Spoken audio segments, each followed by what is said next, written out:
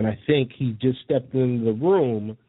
So we're gonna put him on live because Kirk is always early. But I see a 718 number. That's me, Ted. Excited. Yes.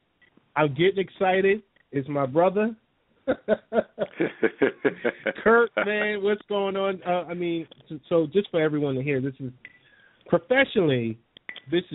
Burkhalter, Professor Kirk Burkhalter, retired detective Kirk Burkhalter, but someone I could say is a friend of mine, and I just want to say thank you for coming on the show, and Kirk, just really in advance, thanking you for, giving us an insight tonight to the topic at hand that we spoke about in depth in front of the law school a few weeks ago. So, Kirk, thank you so much for coming on. Well, Ted, it is absolutely my pleasure. Like you said, it's always a pleasure to speak with you, and I'm absolutely delighted to be on your show. And I'm glad we can memorialize some of the great conversations you and I have had over the years. Too many conversations, Kirk. Exactly.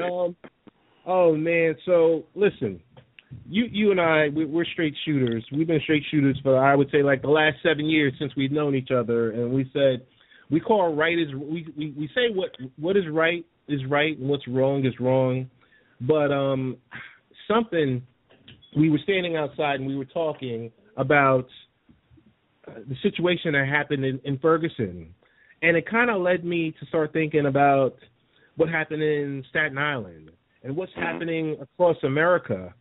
Kind of, it's so a one-sided story, or you don't want to say shoot first and ask questions later, but Kurt, what are your thoughts on, some of the happenings that within the last 60 to 90 days dealing with law enforcement? Well, it's a difficult topic, and it's never, ever just, cut and dry or black and white. Forgive the pun, of course. And certainly, where I teach law students, so I certainly believe in the process. And whenever we talk about criminal law and someone that's formally charged with a crime, I do have a belief in the process. Now, that's a whole other discussion, needless to say, whether or not that's always applied adequately. But that being said, I do believe there's a starting point to this conversation, and it's something that a lot of people don't want to hear, and perhaps, but it is what it is, and to be blunt, African Americans are the ones who are killed by accident, and right. There's always a reason, and somebody was reaching for something, and I don't know what's going on with black folks that they're always reaching for something, but yeah, we always reach, but I make light of it, and I don't mean to, but the bottom line, and that's for me, that's the starting point. There's we can sometimes we look into these things, we can kind of justify it, but it still doesn't change the fact that when you turn on the news, if someone was killed by accident, or should I say unintentionally, by the police, 9 out of 10 times, or like I always say, arguably 10 out of 10 times, it's going to be an African-American male. Right. And I think the gentleman in Staten Island is somewhat of an exception, because it's usually an African-American male that's, somewhere between the ages of 15 and, 28, 30 years old. Right. So that's the starting point, and for me. And, I have, like I always say, I have a lot of friends who are still active law enforcement. I have a ton of friends that are retired, and I do think certainly it's a difficult job, and it's a thankless job, and so forth. But you have a responsibility. Kirk, I have to jump in and say, sure. You would know best. You would know best. Well, you would know best. I think I know, but trust me when I say I don't know it all. I don't know it all. My father is a retired cop. He was a sergeant, and certainly he provided a lot of mentorship in my career. And when I first joined the police department, I believe it was the day before I entered the police academy. He had some stern words for me. He said, "Hey, you've been a certain person and you've thought a certain way all your life, and that shouldn't change. It really shouldn't change, how you feel about people, how you treat people, and so forth." And that did stick with me. So I do think, and it's somewhat of a radical idea, it's a problem with society. To be quite honest, the police officers are not special people. You don't go to the police officer farm and pick them, and these are special people. They're a reflection of society, and they're a reflection of all the fears and hang-ups and all the other things that we have going on in society.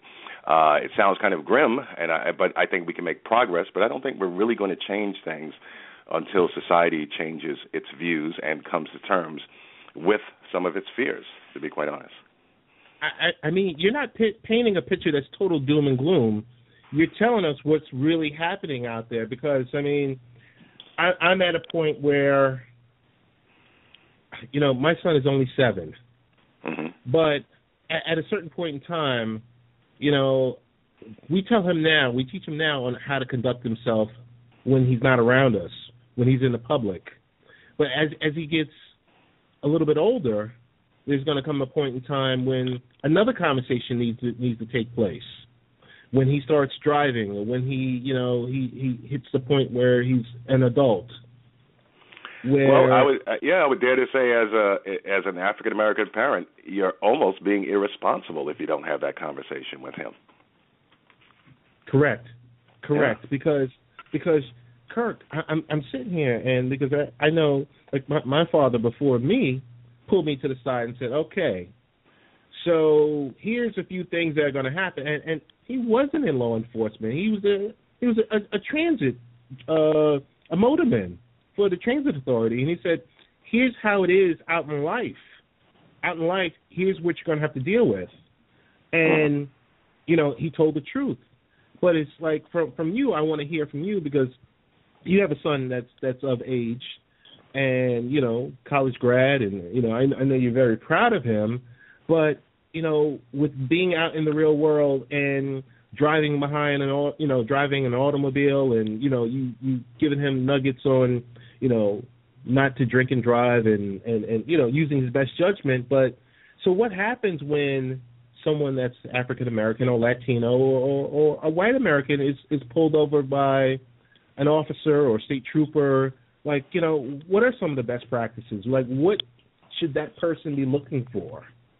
Well, I think it's all about your safety, meaning the civilian safety. And also keep in mind, and in all fairness, some of it is about the police officer's safety. Now, whether his or her fears are well-founded or not well-founded, that really doesn't matter if both of you are on the street at that time. That's a discussion for another day once the two of you are out of that situation. But you have to remember also that police officers do want to protect themselves. They see more violence and so forth than the average person. So they do want to protect themselves. But you also want to protect yourself. And, given the statistics and so forth, and, my son is 25 now, and, thank God he's a great guy. He's a great person. But, he never got involved in things. I tell him the same thing. So it's about your safety. So first and foremost, you have to comply. You have to follow instructions. You're never, ever going to talk your way out of anything. And that's just a fact. It's a reality that you have to accept.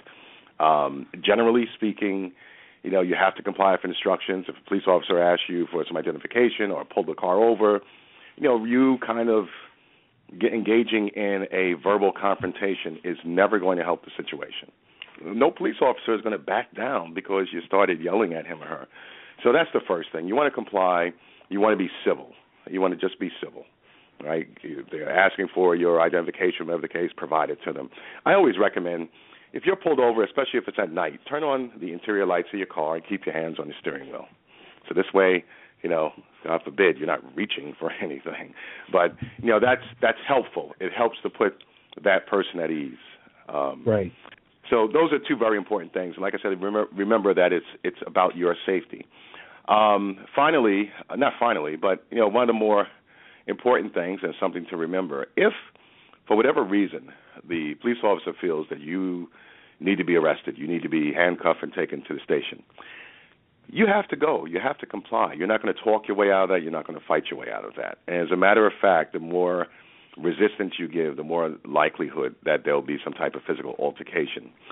And that's why we have a legal system. That's why I teach law students, because once you get to wherever you're going, you have the right to an attorney. You can contact an attorney. We do have a constitution. We have certain, there are certain protections for folks.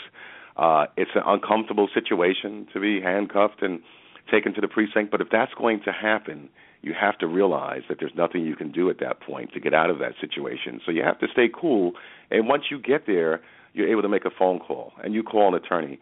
And I don't care, what the situation is, other than some basic information, your name and your address and so forth. You don't have to talk until you consult with an attorney, and I recommend that you don't, because 9 out of 10 times you're probably just kind of talking yourself into more trouble.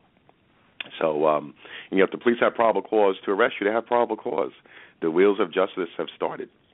So at that point, you should always consult with an attorney. Informing, and these are not my words. I wish I could credit the party where I heard it, but you don't explain your rights. You demonstrate that you know your rights. So you never have to tell the police, I have the right to this, I have the right to that. You demonstrate that you know your rights by doing certain things. For instance, like I always say, may I search your trunk? No, you may not. If someone asks, if the police come to your house and ask you, may I search your house? Well, clearly, if they had a search warrant or they had probable cause, or one of the exceptions with probable cause to search your home or your car, they wouldn't ask you. So, I'd like to talk to my lawyer first. I'd like to know why you want to search this. But no, absolutely not, absolutely not. But the key is really remaining cool, and not. It takes two parties for an argument, or most times it takes two parties to escalate a situation. So no matter how out of control things seem to get, if you comply and you remain cool, there is a good chance that things can be worked out. Because really, Ted, what we're talking about is surviving a confrontation without incurring any type of injury, without making the day worse, I mean, you're already in a situation. The last thing you want to do is make it worse. Absolutely. It's what? It's so sad, Kirk, because, we sit back and, in our passings, and, we'll talk about whatever the latest situation is or whatever happened. And, overall, we'll sit there and say, it didn't have to happen that way. Or, it's always the aftermath of the specific situation. But cooler heads do prevail. They do prevail. They do prevail. And I hope anyone who's listening by no means takes what I say to mean that it's ever the victim's fault if something unfolds and the victim is hurt, or these folks that who suffer injuries or death at the hands of police brutality. It's not their fault. The police have a responsibility to act professionally, period. And it's the job of the police officer to deliver the person to the court. Right? The police officer is not the judge and jury, so it's their responsibility to act professionally. So it's never the victim's fault. However, with everything in life, we can always learn, and we can learn. We've all done things, and we've all said, the next time that happens, how can I do it better? How can I protect myself better? And the key is to protect yourself. I always tell folks when I do these talks, you don't want your kid's picture on a T-shirt. You don't want a case named after your kid. You don't want your kid to be the test bubble for one of these incidents. And that's the reality. You want your kid to come home. And that's at the end of the day, that's all you want. And for adults too, we want to go home. You want to go home and survive these things. So it's really important. But one other thing, folks need to speak up. They need to speak up. I always tell my students, you go into McDonald's and you order a large portion of French fries. If they only filled it up half the way, my goodness, you'd be ready to tear the McDonald's down. You want to see the manager. You want to complain. Yet here someone tramples on your constitutional rights, and you don't even at least make a civilian complaint or write your congressman or go investigate or go get a lawyer. So, you have to really think about that. We complain about a lot worse, and maybe if we complain about things that really affect us and the community and our kids and so forth, then perhaps that's another way that we can affect change, Kirk, I do, before we wrap up, I want to just real briefly tell us about those talks that you give. Tell us about it, because you made a reference to it. Sure. So I really enjoy that. I've done a few. I go to different, civic organizations or whoever is interested, and I've been tapped to do it. And it's usually the audience, usually parents and African American parents and their kids, and the kids usually tend to be teenagers, right? High school kids and middle school kids. And the talk is about just this: what to do when you're stopped by the police, how to be safe. And a big piece of that also is letting them understand what the police are trying to do. So, yes, there actually are times where you do fit the description. Everyone thinks that's a lie. But, yeah, there are times you don't always have the information that they have. And it's just a matter of keeping a cool head, and this way, things can be sorted out. But I enjoy doing those talks because there are a lot of misconceptions out there. I had a parent once say to me, well, I just tell my son to run because if the police catch him, they're going to beat him up even if he did nothing. Exactly. That was my reaction. So there's just so much misinformation out there, and I think it's very helpful. And who knows, if we can kind of save one kid or just a couple from a really uncomfortable confrontation, I think is helpful.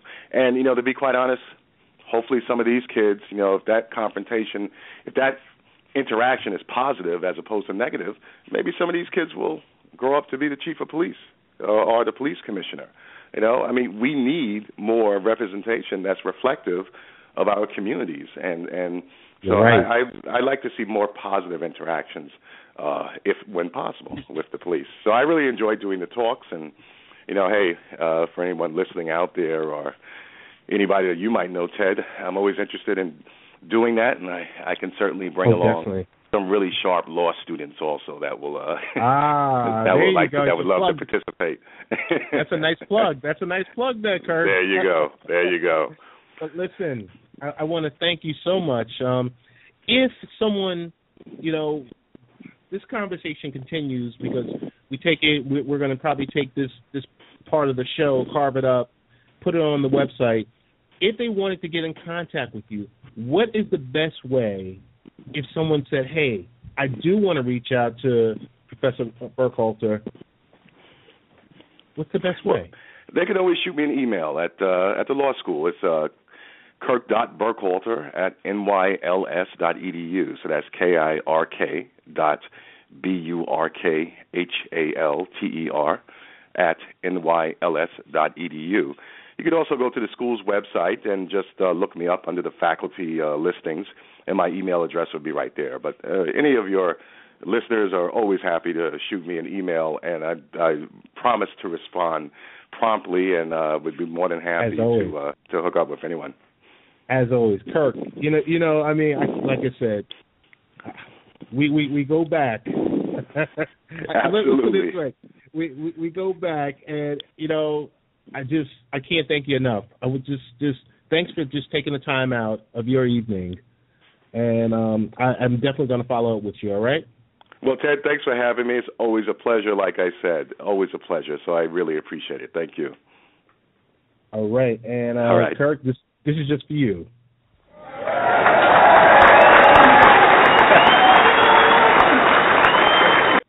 Thank you.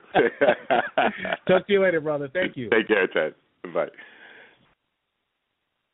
All right, and that was Professor Kirk Burkhalter, personal friend of mine, and hey, professor at the school I work at. He gave us the best practices on